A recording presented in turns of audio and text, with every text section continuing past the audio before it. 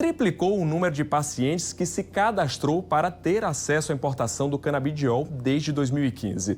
A Anvisa abriu na última sexta-feira uma consulta pública para a liberação do plantio da cannabis. Com isso, o valor da importação do produto deve diminuir. Quem vê os passos do Pedrinho não imagina que há cerca de 4 anos ele não andava e praticamente não se mexia.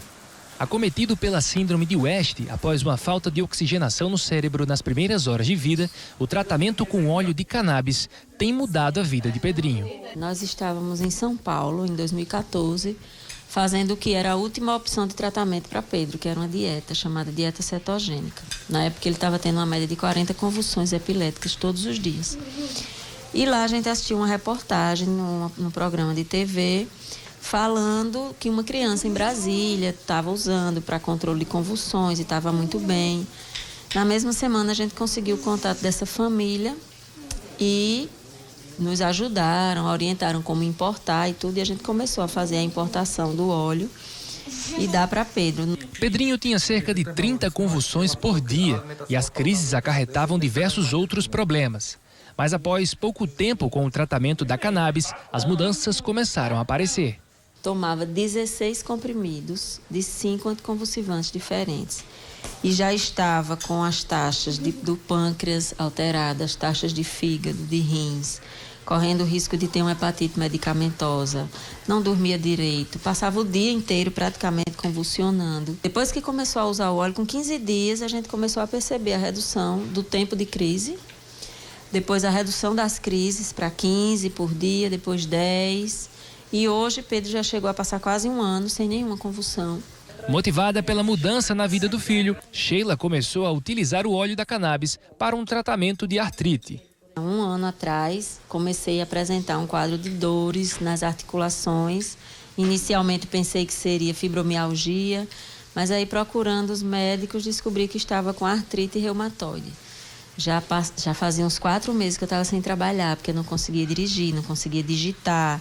Não conseguia pegar num papel, às vezes, porque as mãos doíam demais, estavam bem inchadas, né? Mãos, ombros, cotovelos, articulações. E aí, estudando, por causa de Pedro, eu vi que em outros países a artrite reumatoide era tratada com cannabis. Pensando em melhorar o acesso dos pacientes à cannabis, a Anvisa promove uma consulta pública sobre o plantio da maconha para pesquisa. Mas essa liberação se estende apenas às empresas farmacêuticas. As associações, cooperativas e os pacientes permanecem proibidos de plantar a cannabis. A gente queria que essa regulamentação ela previsse também o cultivo associativo, o cultivo por grupos de pacientes, o cultivo doméstico, né? Nós temos hoje 40 pessoas, 40 famílias no Brasil que estão fazendo esse cultivo em casa e estão muito bem. Outro ponto que ainda dificulta o acesso dos pacientes aos óleos da cannabis é o alto custo dos remédios, que precisam ser importados. O óleo de 100 ml que o Pedrinho toma, por exemplo, custa R$1.000. Mas se o remédio fosse produzido no Brasil, o valor poderia ser bem menor. Além de burocrático, é muito caro a importação. E aqui nós temos condições de ter extração de uma forma mais barata, de uma forma mais simples, mais segura também, com todos os critérios de higiene, de prevenção de contaminantes, não usamos pesticidas, não usamos agrotóxicos e tem muitas pessoas que a gente está conseguindo isso aqui por um preço infinitamente menor.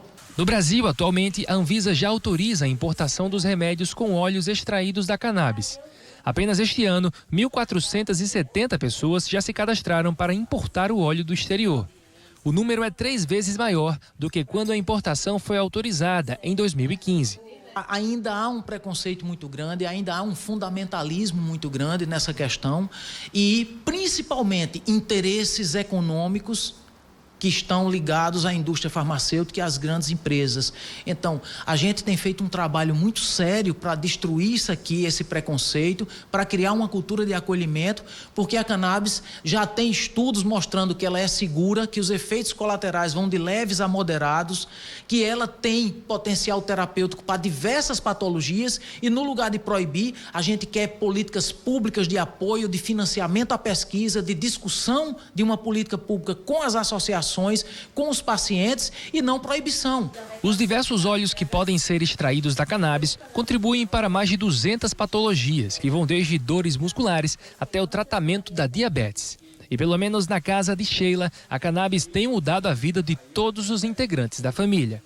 Mudou a vida da minha família, né? Hoje a gente tem mais qualidade de vida, a gente tem saúde.